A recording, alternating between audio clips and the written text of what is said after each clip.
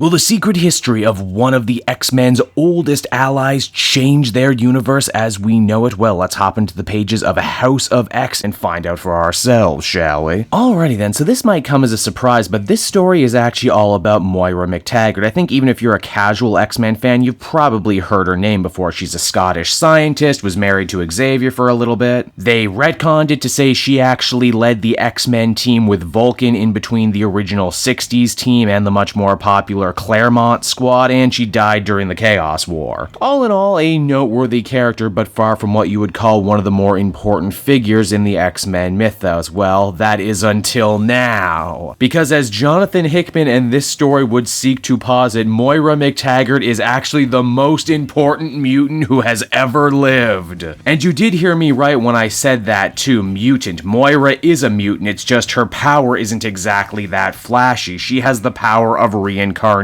but not in a Hindu sense. You see, every time Moira MacTaggert dies, she reincarnates as herself. Her life starts over from scratch. It's like Groundhog Day. At first, she didn't know what to make of it, the fact that she was a little toddler yet had all of these memories of all these different lives and all these different experiences. Her parents just assumed she was a very smart, very gifted kid. They had no idea she was a mutant, and in fact, that's something she tried desperately to hide and was always afraid of getting exposed. Heck, she didn't even know the word mutant until she heard a young Charles Xavier talking about it during one of her lives. She dropped everything and went to America to meet this man, only to realize, get this, she didn't actually like him. She thought he was arrogant and had a bit of a god complex. This disillusionment only furthered her own self-hatred, and in one of her next lives, she vowed to cure the mutant condition once and for all. And she might have gotten away with it too, were it not for the intervention of the Brotherhood of Evil Mutants, at the time led by Mystique and joined by, hey look, it's Destiny, everybody. You don't see this character very often. Destiny, you may or may not recall, is the mutant who can see into the future and was the one who heralded the coming of the days of future past. Destiny also kinda proves to be Moira's kryptonite. Destiny can see into the future, and with Moira, it's not just one future, it's many multiple futures. Now, the Brotherhood can't have Moira curing what they believe not to be a disease, and because of that, they decide to put the fear in her, stop her research into getting rid of the X gene now, or else, the next time she's reborn, they're going to find her when she's an infant and kill her then before her powers can properly manifest themselves. And then Pyro burns her alive slowly just to send a message about not crossing the Brotherhood. Moira, now seeing that her life is inexorably tied to the mutants and the mutant cause, she decides to try something different. In fact, she tries several things in a row. She tries meeting Charles Xavier earlier on in his life, reveals to him psychically secrets about the future, which in turn causes Xavier to not be the mutant Martin Luther King, but instead tries to lock all of his mutants away in a high-tech city, which, you guessed it, ultimately ends up getting destroyed by human aggression and mainly by Sentinels. Alright, fine, says Moira. The Sentinels and Bolivar Trask is the problem. Well, then I'm gonna spend my next life killing every member of the Trask family to make sure that the Sentinels can never be built.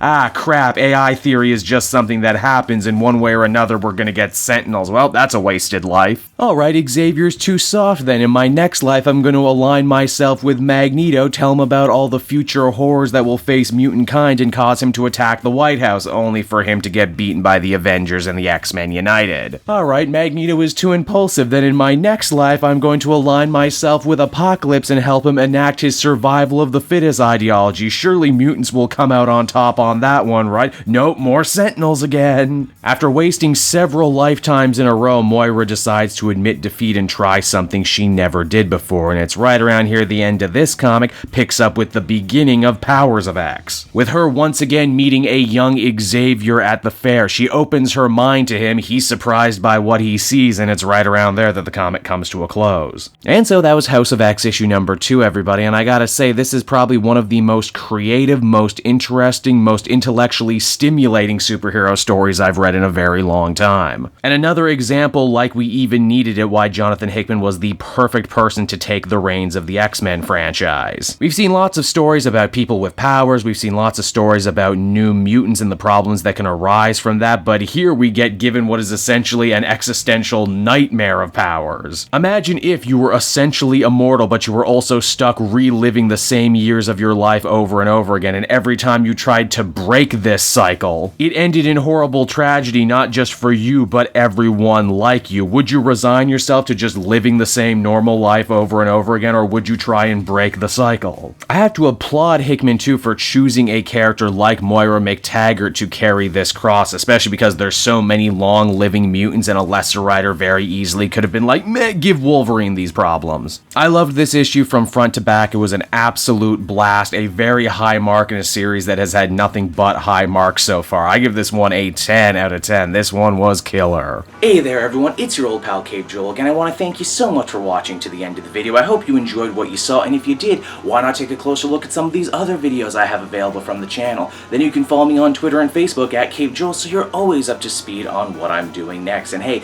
if you're in a supportive mood, why not check out my Patreon page? Patrons get exclusive access to videos and content before anyone else, and you can do so for as little as $1 a month. I would really appreciate it, and with that, I will be sure to be back again next time with even more great comic content that smacks of greatness. Bye-bye, everyone.